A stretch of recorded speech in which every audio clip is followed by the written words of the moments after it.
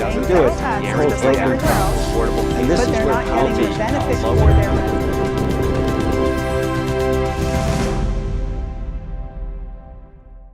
Hi, I'm Ben Sommers. I'm an assistant professor of health policy and economics here at the Harvard School of Public Health. I'm a health economist and also a primary care physician. Today I'm talking a little bit about some of the news that we've been seeing on the Affordable Care Act. The federal government released its latest report on the number of people who've signed up for coverage through the marketplaces that the state and the federal governments are running.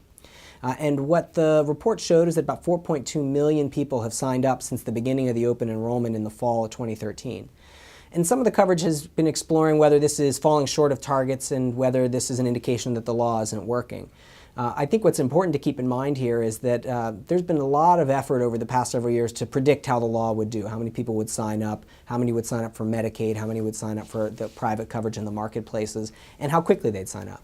And the truth is, this isn't an exact science. Having done some of these analyses myself, I can tell you it's pretty challenging to get exactly the number of people eligible and how many of them are likely to sign up at what point in time.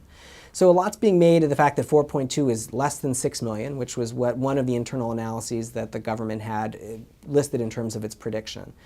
And while on the one hand you can say they've fallen short of the target, that's true. On the other hand, you could say there's a fair bit of noise in how precise any of these estimates were. And the bigger question really is, are people signing up for the long term? Are we going to get people over the next few years enrolling in plans? And for those who are signing up, is this benefiting them? So if it's 4.2 and not 6 at the end of this year, it certainly doesn't mean it won't be 6 or 10 or more next year or the year after as the law is fully implemented. And it also doesn't mean that the law has failed in its purpose, since 4.2 million with coverage could be a significant benefit to those people even if we don't hit a benchmark of 6. The last thing to keep in mind is a lot of the media coverage has really focused on the marketplace side, the private plans that people can sign up for. And one of the other big parts of the Affordable Care Act was expanding coverage to lower income people through Medicaid.